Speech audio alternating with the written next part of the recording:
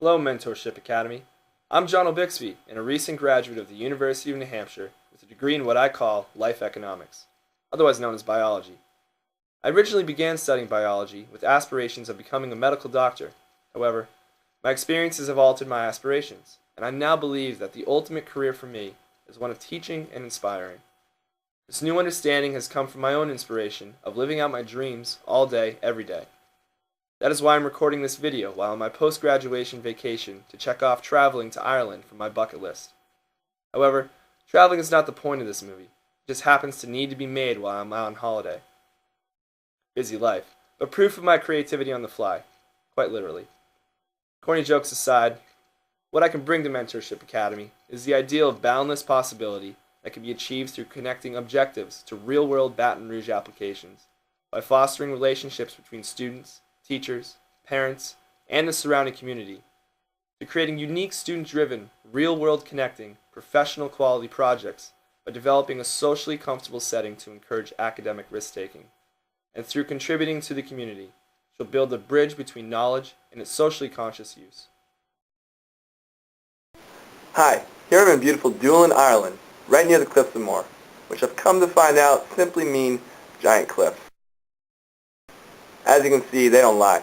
Rising almost 700 feet above sea level, standing on the edge can feel a bit shaky. But I believe that only through living on the boundary of one's own comfort zone can one begin to find their true self.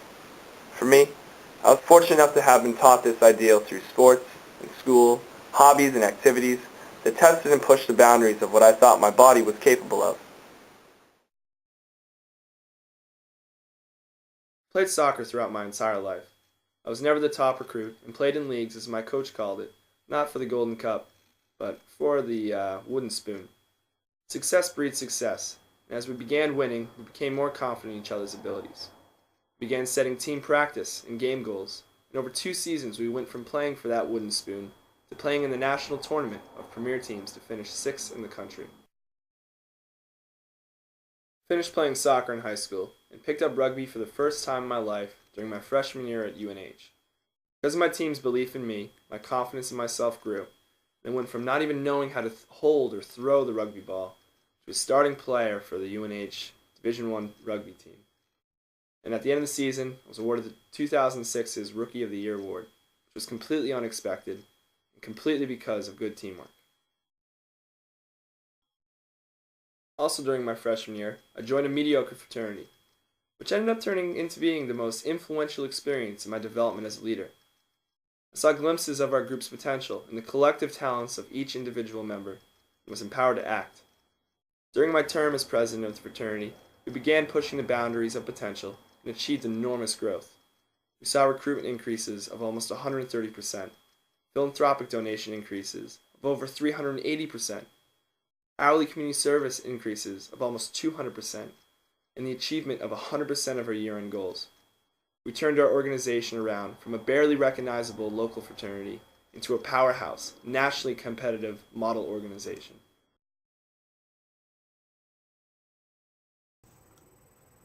The qualities that make up my personal leadership style have developed through experiences of testing personal limits.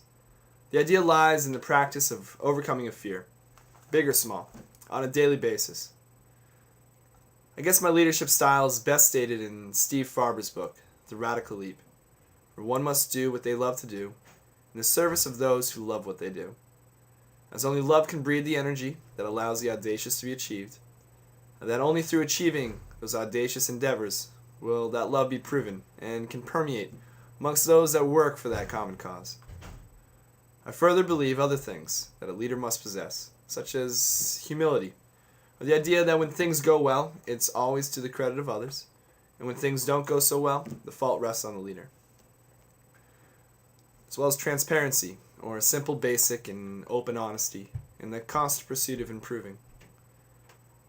Using smart goal setting and tracking, which sets clear expectations and accountability rules. And also having the big picture perspective of realistic optimism, where one must hope for the best, prepare for the worst, and detach judgment from end results to remain a believer in the group's driven mission, vision, and values so as to not limit the possibilities or become disappointed or discouraged in the failures. The most joy that I've felt in life has been during the pursuit of my full and true to self potential. And the most joy that I've felt in leading others has been an observation of empowerment during the pursuit of their full potentials. I want to teach to empower students to reach their fullest potentials on a path set and driven by them and not by someone else.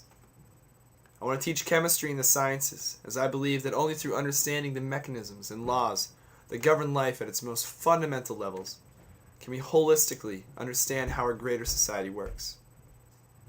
Because these disciplines describe the foundation that life in our entire world is built upon, I believe that students that are well versed in the chemical laws are also students who are better equipped to understand and interpret our world.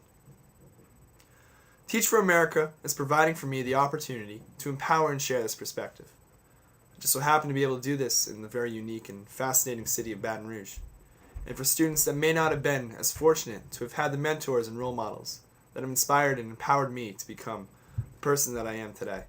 I believe that Mentorship Academy is the perfect fit for me.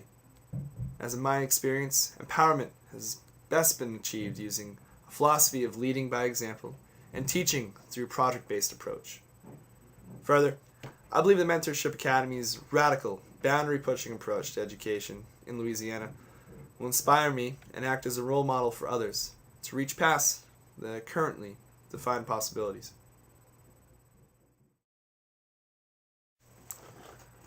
Throughout my life, whether while growing up in coastal Rhode Island, pushing my limits at the University of New Hampshire, or during this current trip to Ireland, I've been able to fulfill so many of my bucket list dreams. But now, it's time to tackle the next dream and become inspired to dream even more through teaching in Baton Rouge. I look forward to meeting the students and faculty team and discussing how I can best serve Mentorship Academy. I know that if my new life begins with working for Mentorship Academy, we will together redefine the boundaries of current education perspectives and empower the leaders of tomorrow to more effectively influence their world. I'll see you down in the South soon. Later.